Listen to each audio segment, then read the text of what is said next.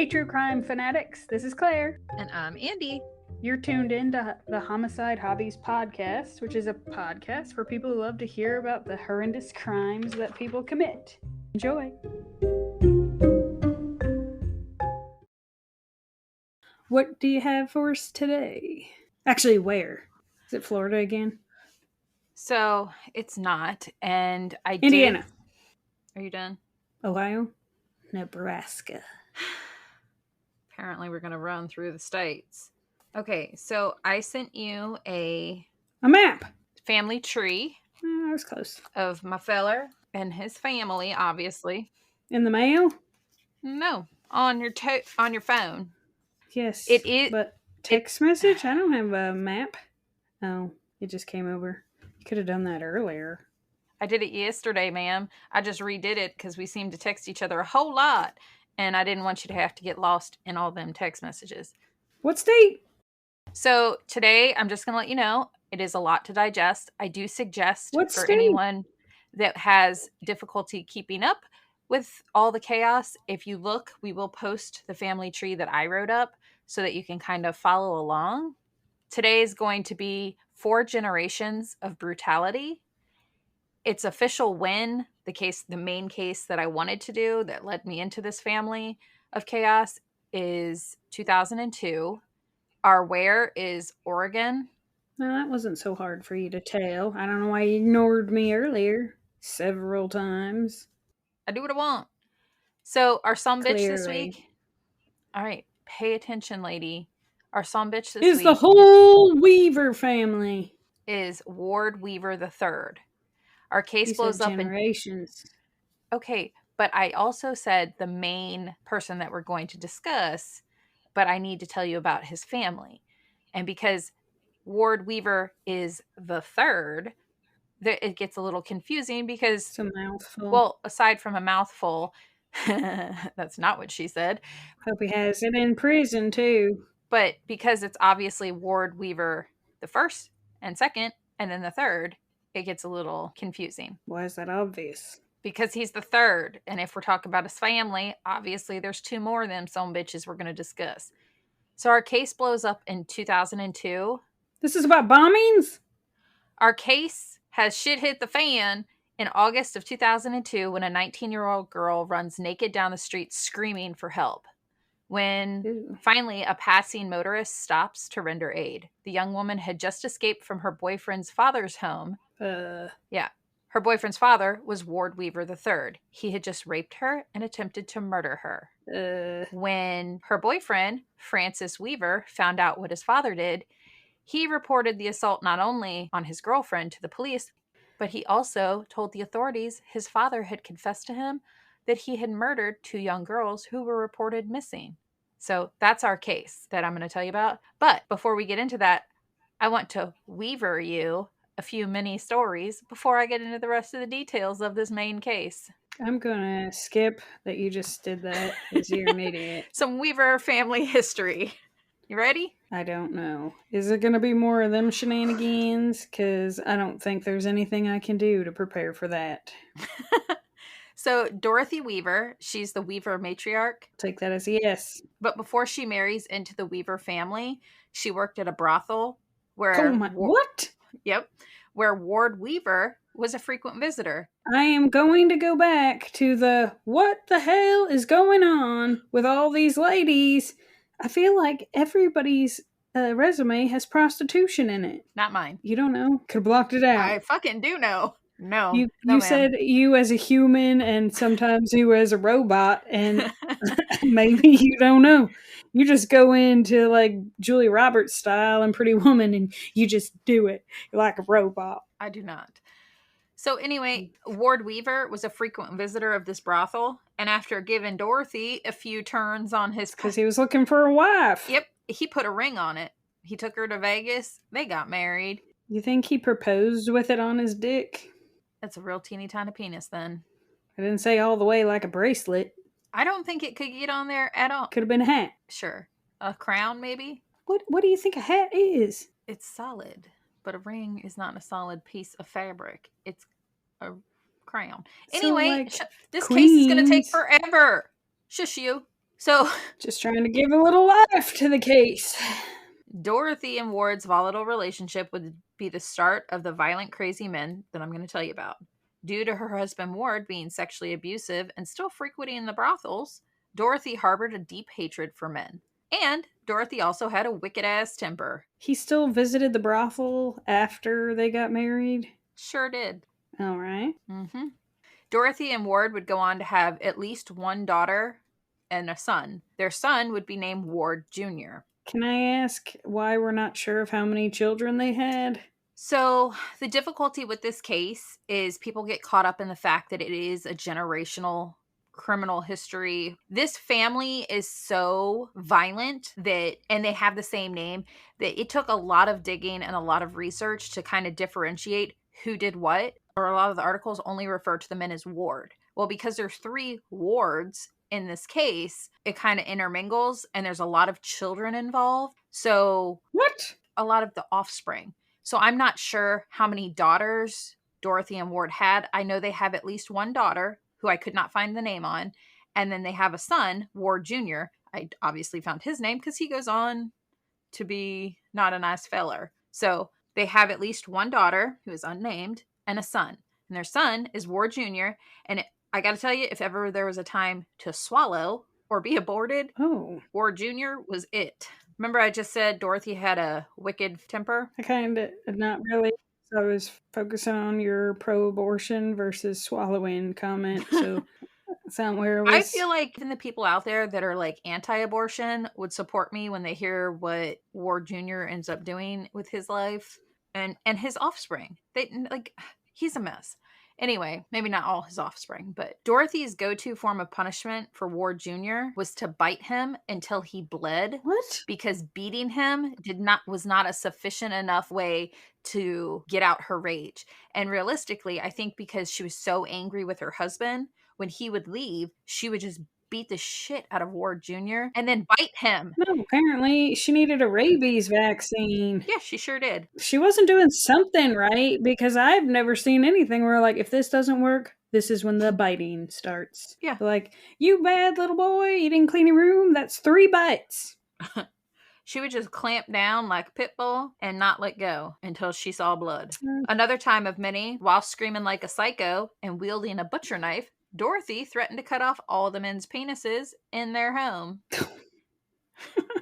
They peed. They missed the toilet. I can't say I wouldn't sympathize with her because Ward Sr., Dorothy's husband, had raped their daughter. And by the time this poor little girl was 12, not only was she pregnant, but she had been raped by her father and her brother. You know, I'm alarmed by the number of times that's the case, and the father or brother, whatever, or, well, any family member, they're like, she's mine, I made her. I guess I wouldn't apply for the brother, but like, I don't know. Yeah. Well, that's all. I feel like if I were in Dorothy's shoes and my husband is regularly beating me, cheating on me, and now raping our daughter, and our son is raping our daughter. What? Yeah. When did we throw in the brother? No. Well, Ward Jr. Ward 1 and 2 are raping this poor little girl. And by 12 years old, she's pregnant. So I kind of get the whole rage of, if you guys don't keep your fucking penises to yourselves, I'm going to chop them off. I support that. Yeah. And Ward Sr. would also go on to allegedly rape 2 of their granddaughters. What the I think she needed to get to hacking. Yeah. So that's Ward the original. Now let's talk more about the should have been swallowed boy, Dorothy's eldest son, Ward Weaver Jr. He was the definition of a mama's boy. He just wanted to please her, and even though she beat the crap out of him, it's kind of like that Stockholm syndrome where you kind of want to please your captor. He was always with Dorothy and therefore a constant witness to her outbursts of hostility and would often take the brunt of her violence. And Dorothy also slept in bed with Ward Jr. until he was 18. It is unknown if she was diddling her boy. I would say the whole family seems to be intermingling. It's alarming. What happened to the baby? I don't know. So I think because it was a matter of rape and incest and she was a minor, she's just I don't know what happens to her, let alone the child. I would assume that she had the baby, and it was most likely a daughter, since since she was so young and stayed probably in the household with the baby. I'm guessing that would be one of the daughters that that Ward Sr. went on to rape as well. I could be completely wrong on that, but again, this was a long, long time ago, and they don't like talking about it back in those times, so they definitely did not keep solid records on it. It was just alarming to see that that was the start of this family. So Ward Jr. would go on to marry twice. His first wife was a woman named Trish. They lived with Dorothy and Ward Sr., and they had a son and 2 daughters. Their son is our main son bitch this week, Ward Weaver III, and he was born April 6th, 1963 in California. And then their 2 daughters were Tammy and Teresa, and they were the younger 2 kids. Now, Ward III was 3 years old when his dad, Ward II, or Ward Jr., abandoned the family in 1967. And Trish got the heck out of that toxic family home, and the couple divorced. Ward Jr. decided to leave and join the army, and he was shipped off to the Vietnam War. He returned after one tour, and he did not reach out to any of his 3 children. He also didn't want to work around people, so he decided to work as a long-haul trucker. Ward Jr. at that point met another woman. I don't know her name, but they had a son together named Rodney. Now, Mama's boy, Ward Jr., now that he's a long-haul trucker, he ends up being arrested in 1978 for raping a woman. Now, mind you, he's married and has a son and just got arrested for raping someone else. I imagine that'd be a tough one to explain to the wife. So not only do you have Dad, Ward Sr., who was beating and raping, but now you've got his son, who's not only raped his sister, but... Yeah, I was going to say, he started out raping his sister. Yeah, and now he's gone on to... He was abusive to his wife, Trish, and to their kids. And so well, that's what he was taught. And I'm pretty sure she was thrilled when he decided he didn't want to be married to her anymore. Now he's been arrested in 1978 for the rape of a woman. Meanwhile, Ward III, his mom Trish, remarried a man named Robert Boudreau. Bob and Trish go on to have another son together. That's Robert Boudreau Jr. Lots of juniors and seniors in this case. But Bob, Big Bob, was a large man. He was 6 feet tall, 200 pounds of muscle. He was also an abusive alcoholic. He regularly beat Trish and the kids.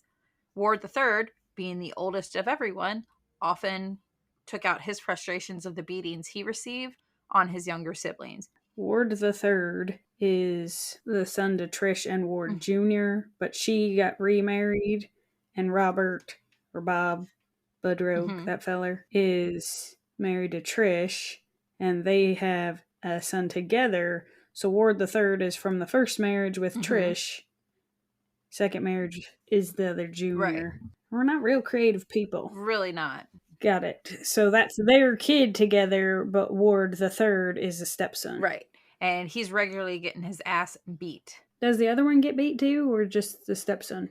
Just curious if there's some animosity between the 2 half-brothers. So some articles and stories that I read said that, depending on who narrated them, Ward III claims that he received all the brunt, but the other kids said that they all received beatings. Like, there were stories, and I wasn't going to tell you about this. There's so many different people. I tried to cut as much of the crap out, but there's stories from the other kids talking about they remember Trish loading all the kids in the back of the car and making like a bed and having to drive from bar to bar to try to find where Bob was, Bob Sr., because he was often drunk at the bars, and sometimes he'd just take a woman to a motel and stay there, and those were the nights that they were happy, because if they found him, they would be subjected to watching him beat the crap out of the mom, and if anybody tried to intervene, he'd turn the abuse on to whoever was nearby. So he sounds like he was just a drunken pig. Yeah. Okay? So eventually the blended family of Boudreaux and Little Weavers moved to Portland, Oregon. One of Ward III's sisters, Tammy, she said that Ward would shoot her in the back with his BB gun for fun. They'd be sent outside to go play, and he'd sit there and shoot her with his BB gun. He was just a hateful, cruel little boy. And around this time, Bob Sr. took Ward III on a camping trip for a few days. Did he leave him? Upon returning, Ward's behavior was even worse. This is when his mother, Trish, believes that Bob Sr. sexually assaulted Ward III on that How trip. old was he when they got married? Do you know? I think he was like 5. Okay. If I remember. He was little. Yeah. And Ward Jr. has nothing to do with Bob or with Ward III. So essentially Bob is his father. They kind of did that in the 70s though. Yeah. Well, Tammy accused Ward of not only physically abusing her, but also says that Ward III had sexually abused at least one family member by the time he was 12 years old. And his half-brother, Robert Budger Jr., claimed that Ward would torture him and beat him on a regular basis. Ward Jr. isn't even in the picture, but Ward III is doing a fantastic job of being just like his father. If his stepdad just fucked him in the woods, I would say that either fatherly role model wasn't too great. Right. The 80s is a big decade for the Wards 2 and 3. Although they have no contact with each other, they're both equally disturbing. So we're going to start with the littlest Ward, so Ward III. In 1981, he's now 18 years old, when another teenage relative reported that Ward had beaten and raped her. The Oregon police began an investigation into the allegations, but Ward was supposed to graduate from high school and had already enlisted in the Navy. So he would be leaving the Portland area soon. So prosecutors were like, it's not worth our time to pursue the charges. So they didn't do anything about it. There's a report. Also, the 80s. Right. It's just, sure does make sense. Oh, it's okay that your relative beat and raped you. He's leaving the area to fight for our country and your violated, abused body. Thanks for your understanding. We're just going to let him go do what he's got to do. It makes no sense. When Ward graduated, he left for the Navy. Sorry. He was stationed in the Philippines. He was hoping to go on a submarine. Well, he met a woman named Maria Stout while he was stationed in the Philippines. She was Filipino and she worked as a bartender. He regularly forgot to report back to duty because he was obsessed with Maria and was often just getting completely shit-faced. Could we go with that's probably why he forgot? Not he was obsessed with her. He was drunk. He was. Well, every time that the ship that he was on would dock or whatever it's called, he would go to the bar that she worked at and he would just stay there until the bar closed, and then he'd follow her around like a puppy dog. He wanted to be around her. I think he was pussy whooped, but I could be wrong. He learned that if it was out of the family, it might be better. Ew. So Ward was discharged from the Navy the following year on May 17th, 1982 for heavy drinking and derelict of duty. Didn't see that coming. Right? Maria and Ward III got married because he brought her back to the U.S. with him, and they moved in with Ward III's mother and stepfather. So now they're living in with Trish and Robert Sr. And they were living in the partially finished basement. Shortly after their move, Maria announced that she was pregnant. Now, 5 months into her pregnancy, Ward III got super drunk and beat the crap out of her. He didn't stop beating her until she ended up having to be hospitalized for several days. I find it particularly frustrating because even though Ward III's mother, Trish, begged her daughter-in-law to press charges on Ward, Maria refused to press charges. She had nothing. Well, she's pregnant, right? Yeah, she's 5 months pregnant. She was just hospitalized. But unfortunately, she has no skills to really help her succeed. And she has no one. She has no family here. Like, she has nothing. She's about to have another mouth to feed. Right, and it wasn't in her best interest. Otherwise, she'd have to go back to the Philippines, and she really wanted to be in the U.S. And a few short months later, in December of 1982, she gives birth to their son, Francis. The same son that I mentioned, by the way, at the beginning, who called the police on his father for raping his girlfriend. So shortly after the birth of Francis, Ward III and Maria, that's when they actually got married. And then the two go on to have 2 more sons together. And that would be Alex and Mark, their other 2 kids. But Ward III was regularly beating the crap out of Maria, can't hold a job, so the family ends up homeless. And they end up couch surfing. If you remember, I said the 80s was a big year for both Ward 2 and 3. And while Ward III is off getting kicked out of the Navy, getting married, beating his pregnant wife, and popping out kids left and right. And going to, oh, by the way, he went to jail for assaulting a friend of the family's daughter with a 12-pound chunk of cement. Oh, you forgot about that, huh? Did I forget that one? Yeah. I sure did. So when Ward III was 23 and he and his wife were doing their fighting. Somebody tried to intervene? No. Their 3 boys were briefly put into foster care. And then by Father's Day 1987, they had just gotten their kids back and they decided to start living with a family friend, and they were the Ordona family. Now, the Ordona family have 2 daughters who would regularly help babysit the boys. And while at the Ordona house, Ward III and his wife still continued to fight. How bad does your marriage have to be, by the way, that if you're living in someone else's house, you really don't give a shit and continue to have violent fights? Yeah, but some people think that's what they're supposed to be doing. Yeah. Like, it's just a weird war. Like, that's what they grew up knowing, so that's what they think you're supposed to be doing. But I couldn't imagine having a family of 5 in my house and listening to this husband and wife constantly fight and him beating the crap. Maybe they were away a lot. They sure weren't. But Ward III, after getting into yet another fight, decided to go blow off some steam and get trashed. He had 6 beers, 6 vodka screwdrivers, a little marijuana, and a gram of powdered speed. Around midnight, he calls the Ordona house and is like, yeah, I can't drive. Can somebody come pick me up?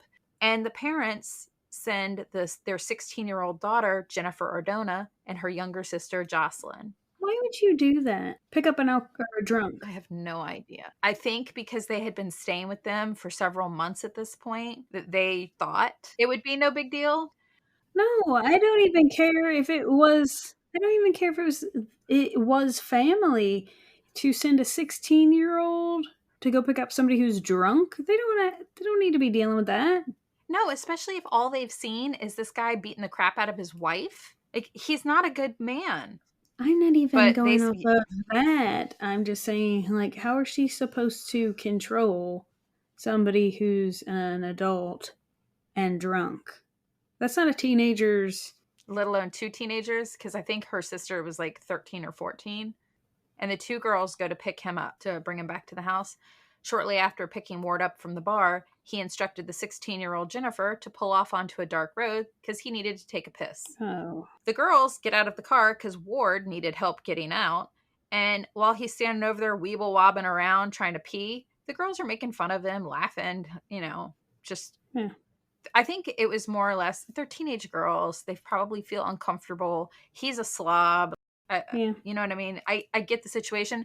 And that's when good old Ward got real mad and whacked Jocelyn, the younger girl, in the side of the head with a chunk of cement that he picked up off the ground. And her 100-pound little body just crumpled onto the ground. And then Ward grabbed the now terrified 16-year-old Jennifer, put her in a headlock, and knocked her to the ground. At this point, Jennifer and Ward are wrestling around on the ground. Jocelyn comes to and jumps on Ward's back.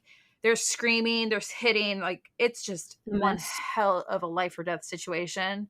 All while Jennifer's screaming at Ward, like, what are you doing? You know us. It's me, Jennifer. What are you doing?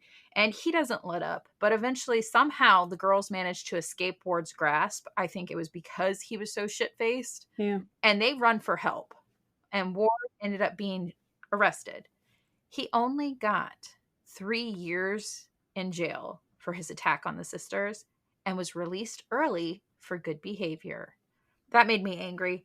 But then what I found even more frustrating was Maria does not leave Ward while he's in prison. She stands by his side, and after he's released, they carry on with life. Shortly after, she finds out that she's now pregnant again with the couple's 4th child, and she gives birth to a daughter named Mallory. Now, unlike his father and his grandfather, he absolutely adores his daughter. And people that knew him said that the birth of Mallory really changed him as a person. He finally gets a job. He dotes on her. Like, he absolutely loves his little girl. That is his princess. That's daddy's baby. But Maria ends up leaving him because... She's jealous? Pretty much.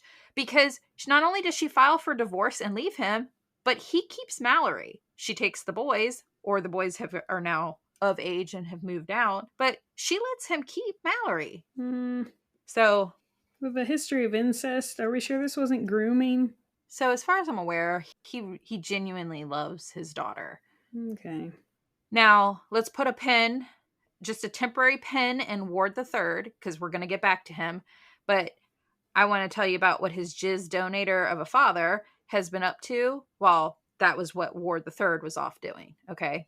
So while Ward the Third is a young abusive man, his father, Ward Weaver Jr., was off living his best life. He moved on to his real joy, his true happiness, murder.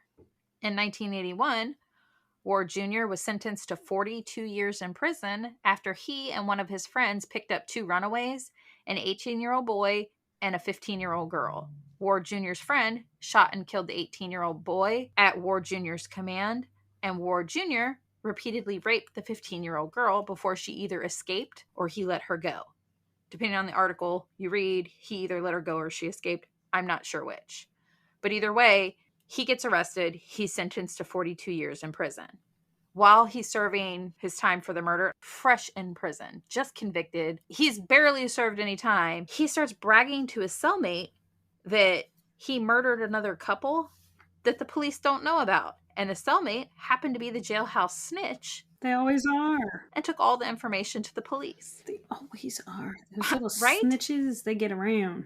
They sure do. I feel like they put the snitches in with the new inmates just to see what they can get out of them. If they don't, they should, because it seems to work out pretty well. Now, the police go to talk to Ward Jr. about what the snitch said, and he says he wants to talk to his mommy first, and then he'll talk to them. So after she goes to visit Ward Jr., and she tells him, "You're a piece of shit. You need to just get all the truth out and tell them whatever it is you did." She leaves. Ward Jr. goes on bragging to the police that just 3 months prior to attacking the 15-year-old girl and killing her 18-year-old boyfriend, that on February 5th, 1981, he beat an 18-year-old Air Force recruit, Robert Radford, to death with a pipe. The police would later say that Ward Jr. beat Robert with so much force and so many strikes that one blow could not be distinguished from another. That's a lot. Yeah. And then Ward Jr. kidnapped and brutally raped the 18-year-old's fiancée, 23-year-old Barbara Lavoie. He took Barbara on the road with him, because remember, he's a truck driver, and repeatedly raped the young woman.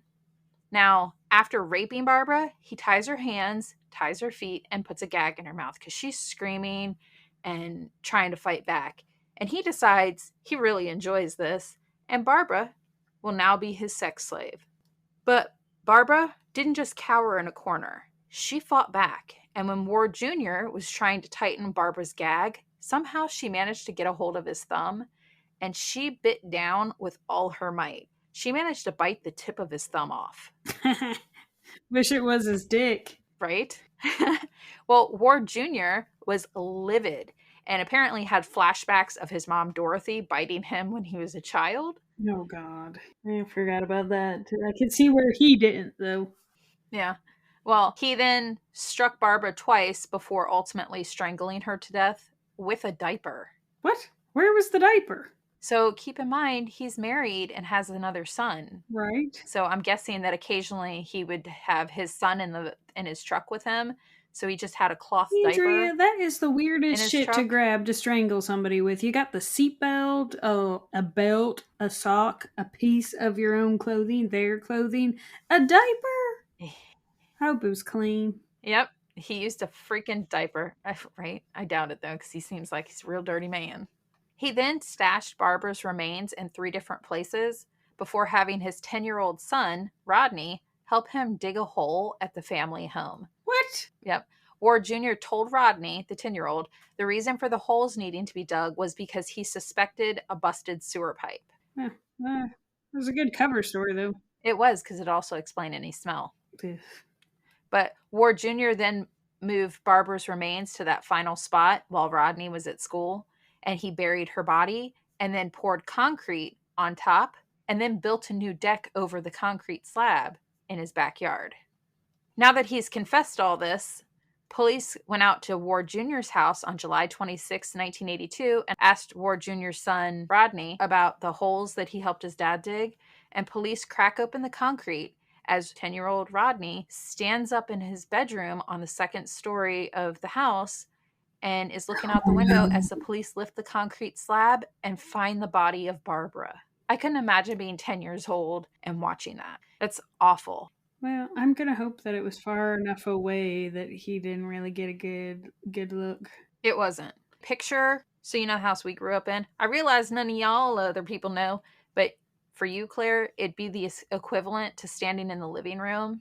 Right, looking out the window. I got it. But I would hope the picture of the house, it'd be the same idea as looking down at where the basement door was from the living room. Like, it's just right there. So all he had to do was look down, and he's watching what the police are doing. But he didn't have to smell anything. So it's real sad. Hope he learned not to dig random holes for people. So police believe, by the way, that Ward Jr. was an active serial killer in the 70s, and they suspect Ward Jr. of up to 26 other murders because the FBI tracked Ward Jr.'s trucking routes, and it matched up with 26 unsolved hitchhiker homicides. To this day, those are unsolved murders, which is crazy. However, Ward Jr. was sentenced to death for the murder of Robert Radford and his fiancée, Barbara Lavoie, in 1984. He was told he was getting the gas chamber. That's not just a stinky roommate either. It's disgusting. Ward III sees the media coverage of his father's crimes. And mind you, he's a young man at this point. He has no memories of his father, but he's seen that his father was arrested for murder. And Ward III actually attends his father's trial and listens to everything, and then starts visiting his now convicted murderer father while he sits on death row so they can form a relationship. Well, why not? Right? So that's the family history of our filler. Now I'm going to tell you about the case for today. Now that his Paul abandoned the family and his new daddy's done beating him, and he's grown into a young man, and he's accused of being a rapist, and he's beat his pregnant wife, and it's all a whole lot. So now we're going to keep it moving, and we're going to jump from the 80s to 2002.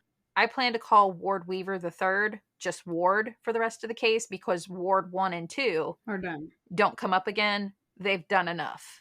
Okay? Mm-hmm. By 1993, Maria and Ward had gotten divorced. Ward was on the hunt for that new wife. And in 1996, some creep of a friend introduces the now 31-year-old Ward to an 18-year-old high school senior named Christy Sloan. While he's dating, and I say that with an eye roll, he beats her regularly and abuses her. And despite all this abuse, they get married that same year. It was love at first smack. As far as I'm aware, they don't have any children together. But by August of 1997, Ward was now 33 years old. He's still married to his teenage bride, Christy, when Ward decides it's time to find him another woman, and he starts having an affair with a woman that he met at work. And that's when Christy and him eventually get divorced. Now, keep in mind, through all of this, Ward has custody of his elementary school daughter, Mallory, and they together moved to a house on Beaver Creek Road in Oregon City. And that is where the remainder of our case will take place, is at that house. Now, Mallory quickly becomes friends with two girls her own age. The way I picture this street is kind of like a cul-de-sac, and at the end, there is an apartment complex. On that corner is the house that Ward and Mallory are renting. Mallory becomes friends with two girls her own age. The first girl is a girl named Ashley Marie Pond. Ashley was born March 1st, 1989. And the other little girl's name is Miranda Diane Gaddis. She was born November 18th, 1988. The three girls become the best of friends. They were members of the same dance class, and they regularly have sleepovers and hangouts at one another's homes. And keep in mind, at this point, Ward is a doting father who absolutely adores his daughter. He would even drive Mallory and her friends to school if they missed the bus, since the bus stop was right outside their home. So the kids that lived in the apartment complex would walk to the corner, which is where Ward's and Mallory's home was, and that's where the bus would pick them up. So now we're going to jump forward from 1997-ish to 2001. The girls have been friends for about 4 years. Now, at this point, they're all 3 girls are between 12 and 13 years old, and they attend Gardner Middle School. And Ashley would stay at the Weaver home to escape the chaos of her own home. Now, a quick rundown on Ashley. In early 2000, her dad and her mother get into a fight. They're getting divorced, and that's when it's revealed from him to Ashley that, by the way, I'm not your biological father. I'm filing for a divorce. I don't want to pay extra child support. You're not my kid. Ashley's 3 younger siblings were his kids, and he already knew he was going to pay through the nose for that. So even though she thought that this was his dad, or was her dad, he says, I'm not. Go find your real dad. That's when Ashley began visiting her biological father, Wesley Rucker Jr., and by Christmas Eve 2000, Wesley demanded sex from his then 11-year-old daughter. Eventually, Ashley told her mother that her father had been sexually abusing her, and he was arrested for 40 counts of rape and sexually abusing his little girl. What the fuck? Yep. So her father goes to prison for sexually abusing her, and her stepfather has left them, and that left her mom a single mother of 4 young kids because Ashley was the oldest and she was only 11. So it's just like this, or she was 12 at this point. If that doesn't make you say, what the fuck? The other little girl I mentioned, Miranda Gaddis, she was also sexually assaulted in her own home, but by her mother's boyfriend. I was just like, what in the hell is going on with all these kids in this case? Starting back to Ward, the original Ward, sexually abusing his own child. It's just, this case was disturbing. It's why all of it's disturbing. Well, yeah. But by August of 2001, while Ashley was staying at the Weaver home, Ashley accused Mallory's father, Ward, of trying to rape her. The incident was reported to police, but there were no charges ever filed, and they don't know why. Even the police, when they looked into it, yeah, they have it written down that she reported he sexually abused her or tried to, but they're not sure why nothing came of it. Somebody dropped the ball. But Ashley and her mother decided if the police weren't going to keep the local girls safe from this predator, they would. They told all their classmates and their parents, do not go over to the Weaver house or you risk being raped. And Mallory was angry because her once friend was accusing her dad of something horrific and going around telling everybody at school. So Mallory overhears people at school talking about it and confronts her dad. He, of course, denies it, says Ashley's a liar, she's an attention seeker. And Mallory says she trusts her dad. She thinks Ashley just has problems because of what's been done to her in the past, that she's drama. So now the girls are no longer friends. On the morning of January 9th, 2002, which is just a few months after Ashley accused Ward of rape or attempted rape, she left her home to walk to the bus stop, which, like I said, is out front of Ward's home. She was never seen again. Miranda and the other friends and family began searching for Ashley Pond. The girls' dance team organized a fundraiser to help with funds to search for Ashley. The fundraiser was scheduled to begin on March 23rd, 2002, which Miranda was very actively involved in. She was even interviewed on the news about their attempts and everything they were trying to do to help find her missing friend, Ashley. However, Miranda would never participate in the fundraiser for her missing friend because on the morning of March 8th, 2002, 13-year-old Miranda disappeared just like Ashley, walking to the same bus stop. After Miranda disappeared, the FBI created a task force to search for both of the girls since they disappeared under suspicious and similar circumstances. An FBI spokeswoman named Beth Ann Steele stated during a press interview, quote, "There's a growing belief that the cases are related, and while there's a slight hope that they've run away together, there's a growing belief that there was some kind of criminal activity involved." The only person that the police could really think of that would have had a motive would be Mallory's dad, or Ward Weaver III, because Ashley had accused him of trying to rape her. But Ward was like, hey, I have no problems with you guys looking into me as a suspect. I have nothing to hide.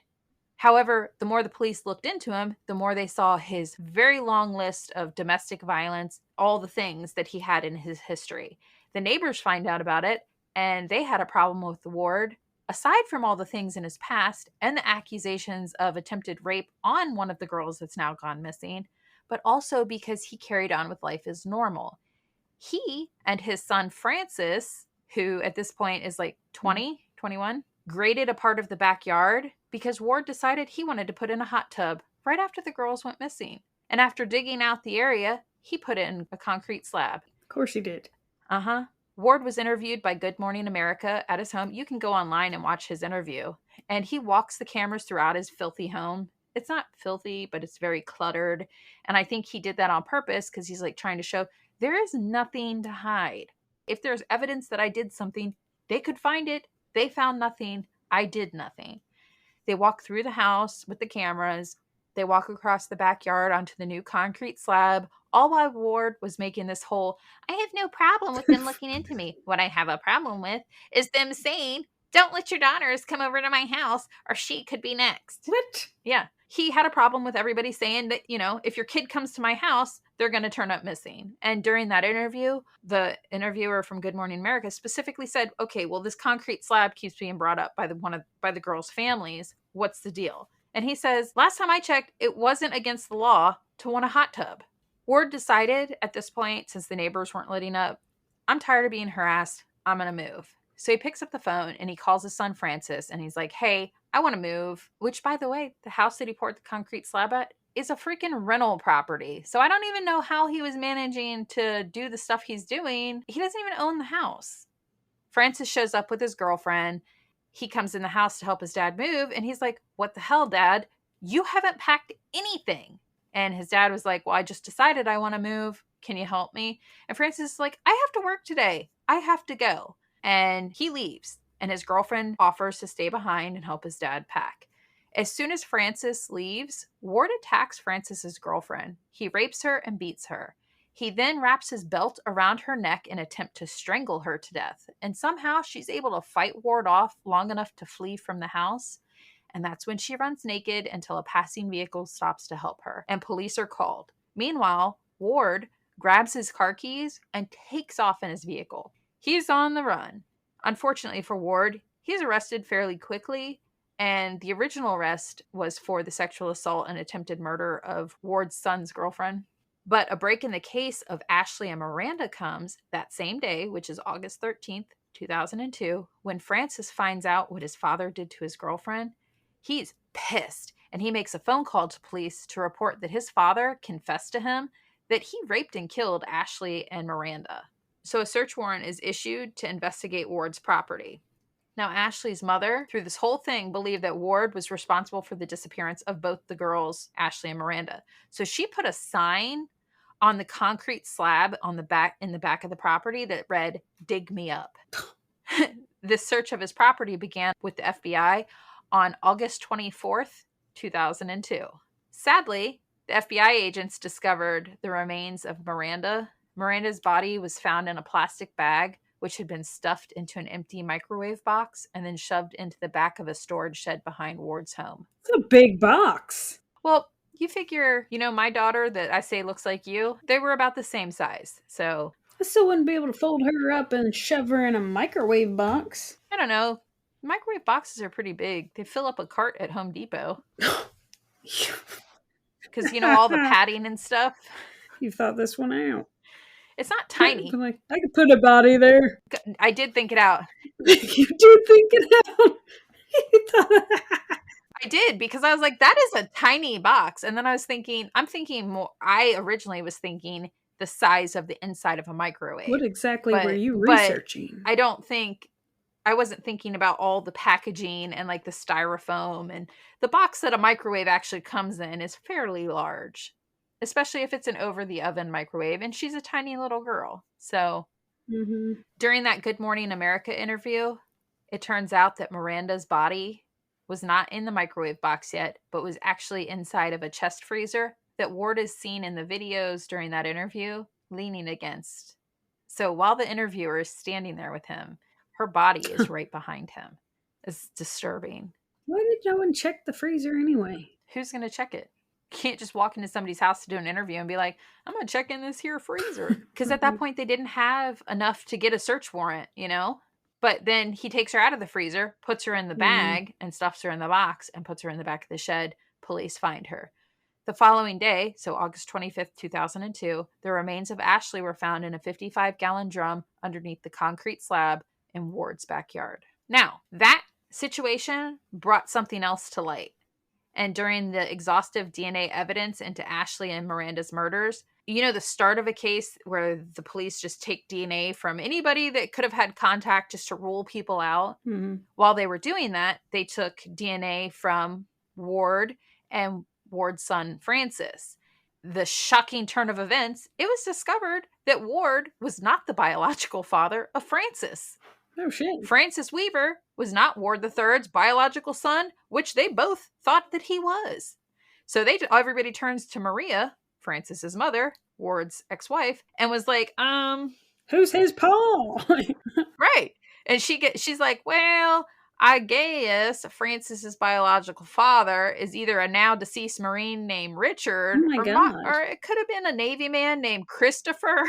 I'm Jesus. not sure. Yeah, I had the same reaction. I was like, I am ashamed of myself, but when I read that 3 different military men could have been the baby daddy of Francis, She had a type. I was like, geez Louise, Maria got around. I think she was definitely looking for a military man. Maria really wanted to go to the She U.S. really did. But something that I found alarming, but I didn't focus too much on, is that everything that I saw said that she came back to the US and after she'd been here for a year, she gave birth, which means she would have had to cheat after coming to the US. Mm. So I realized dates could be off. So I Yeah. didn't. This case was already dramatic enough without me digging into her sexual history. I'm glad you had a line. Ward, well, if she doesn't know who's been diddling her and when, I'm not going to sit here and try to open that can of worms. Last I checked, they didn't report on that in the news. So Ward remained in jail for the assault on Francis's girlfriend until October 2nd, 2002, and that's when he was officially indicted with the charges of 6 counts of aggravated murder, 2 counts of abuse of a corpse in the second degree, 1 count of sexual abuse in the first degree, 1 count of attempted rape in the second degree, 1 count of attempted aggravated murder, 1 count of first degree attempted rape, 1 count of sexual abuse in the first degree, 1 count of sexual abuse in the second degree, and 2 counts of sexual abuse in the third degree. And in September of 2004, Ward pled guilty to 2 charges and no contest to the rest. By taking this plea deal, it allowed him to avoid the death penalty, and he was sentenced to 2 life sentences without the possibility of parole. 3 years later, on March 4th, 2007, Ward was walking to the barbershop in that there prison because he needed to get him a haircut for his boyfriend. I don't know if he actually had one, I'm just saying that. But that's when another inmate, who happened to be the barber, revealed a makeshift knife and attacked him, causing severe neck and shoulder injuries. But unfortunately, Ward was treated for those injuries at the prison, and he lives. And the barber was placed in the disciplinary unit. In 2009, to gain closure, Miranda Gaddis, her younger sister, visits Ward in prison, where he admitted to murdering Ashley and Miranda with his bare hands. Ward had lured Miranda into his home on that March 8th morning, telling her that Ashley had returned and wanted to go home, but because of all the search parties that she was scared, she thought she was going to be in trouble. So excited at the thought of her missing friend returning, Miranda goes into Ward's home where he rapes and murders her. And it's unknown how he got a hold of Ashley. I don't feel like she went in his house willingly because she had already accused him of rape. So I don't know how he got a hold of Ashley, and he won't tell. Ward also told Miranda's younger sister he planned to murder her next, but she was too young at the time. I'm going to blow your mind on something here. You ready? Okay. Because I told you this was 4 generations. We've got Ward the First and his wife Dorothy, Ward Jr., Ward the Third, and on February 17th, 2014, Ward's son or stepson, whatever you want to call him, the one, who turned him in, Francis, was arrested and charged for murder of a 43-year-old man. He and 3 others had allegedly robbed and killed a drug dealer over some marijuana on February 16th. He was sentenced to life for his part in the murder. His 3 accomplices were also convicted for their roles in the murder. The guy that actually pulled the trigger was sentenced to life in prison for aggravated murder, and then 2 girls that were with them, I'm assuming girlfriends, were sentenced to 7 years for first-degree robbery. But that is the Weaver family history, and I feel like Dorothy wanted to chop off all them penises in her family. Would have saved a lot of different families some heartache. I think she should have. She sure should have. She just should have walked through and swipe. It's real sad. All of it is. It's a lot. It's a cesspool. I literally sat here with a notebook and I was like, wait a minute. So this person gave birth to this person, then gets divorced from this person, marries this person. What? There's so many different moving parts. Well, and seems like an impossible cycle to break of the whole you're raised with the beatings, the rapings, all the things. Yeah.